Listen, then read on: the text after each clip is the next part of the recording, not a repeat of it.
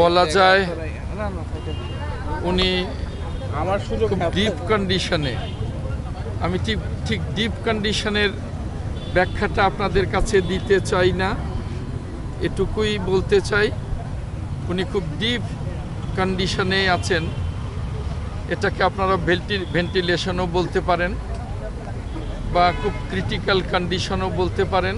গভীর রাত থেকে ম্যাডাম খুব ক্রিটিক্যাল কন্ডিশনেই চলে গেছেন, ফাইট করছেন তিনি আমাদের মাঝে ফিরে আসার জন্য।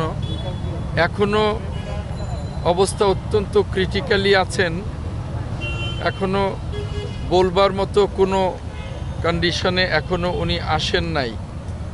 সারা জাতির কাছে দোয়া চাই ম্যাডাম যেন আমাদের মাঝে ফিরে আসতে পারেন। বলা যায় উনি খুব ডিপ কন্ডিশনে, আমি ঠিক ডিপ কন্ডিশনের ব্যাখ্যাটা আপনাদের কাছে দিতে চাই না, এটুকুই বলতে চাই উনি খুব ডিপ কন্ডিশনে আছেন। এটাকে আপনারা ভেন্টিলেশনও বলতে পারেন বা খুব ক্রিটিক্যাল কন্ডিশনও বলতে পারেন। এই মুহূর্তে সারা জাতির কাছে দোয়া চাওয়া ছাড়া আর কিছু বলার নেই। ডাক্তাররা ক্লান্তিহীনভাবে চিকিৎসা দিচ্ছেন। এর আগে আমেরিকা, ইংল্যান্ড এবং বাংলাদেশের ডাক্তাররা চিকিৎসায় ছিলেন। এখন চায়নার ডাক্তাররাও ইনভলভ হয়েছেন।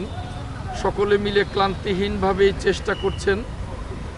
বাদবাকি আল্লাহ ভরসা, এই ক্রিটিক্যাল কন্ডিশন থেকে ম্যাডাম যেন আমাদের মাঝে পরিপূর্ণ সুস্থ হয়ে ফিরে আসতে পারেন, এটাই আল্লাহ রাব্বুল আলামিনের কাছে একমাত্র কামনা। আমি একটাই কথা বলবো, সিসিইউ থেকে আইসিইউ থেকে ভেন্টিলেশন বা লাইফ সাপোর্ট যাই বলেন, আমি এগুলোর বাইরে বলবো যে ম্যাডাম খুব ক্রিটিক্যাল কন্ডিশনে আছেন। আমি এর বাইরে অন্য কিছু বলতে চাই না, শুধু ম্যাডামের জন্য জাতির কাছে দোয়া চাই। ধন্যবাদ।